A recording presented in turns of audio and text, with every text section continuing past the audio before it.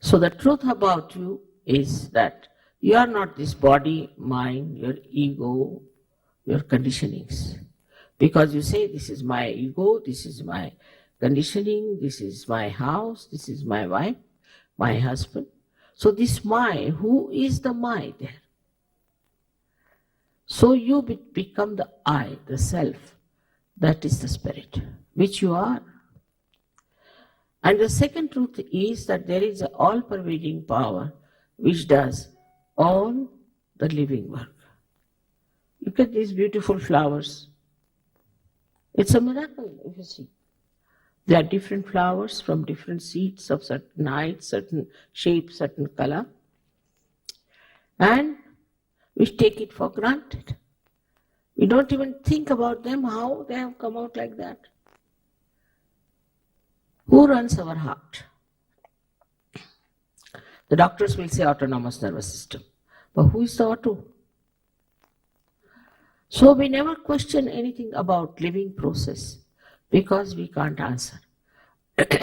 This living process is done by a very subtle energy which you can call by any name,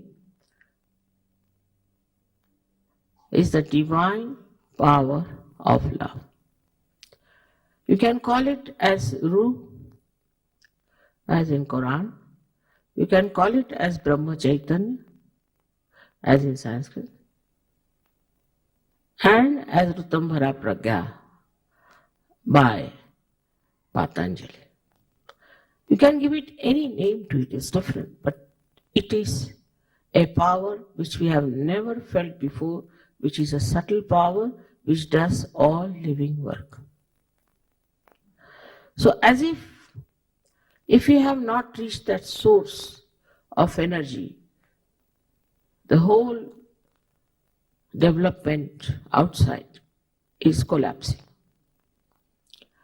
Also, supposing this instrument is not connected to the mains, then it has no identity, it has no meaning. Why was it created? And everywhere these days I find the seekers are trying to find out their identity. So what is your identity is that you are the spirit. You are the spirit, and this spirit is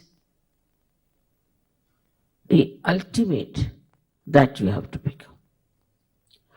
Once you become the spirit, in the light of the spirit, you see the truth. First of all, on your fingertips, you start feeling this cool breeze. Cool breeze of the Holy Ghost, you can call it, or this all-pervading power of divine love. And when you start feeling that power, your body acts like a computer. You ask any question. There are many people who don't believe there is no God. I think it's very unscientific to say there is no God. Because you have not found out. Without finding out, how can you say there is no God? They have all kinds of funny stories, even about Christ. They say he was not the Son of God. How do you say?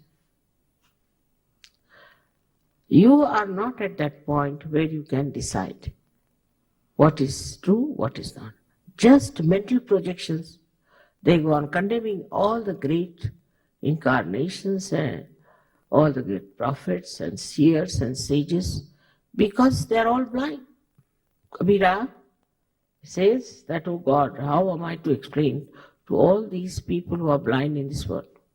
Kaise samajhaun sab jagah andha.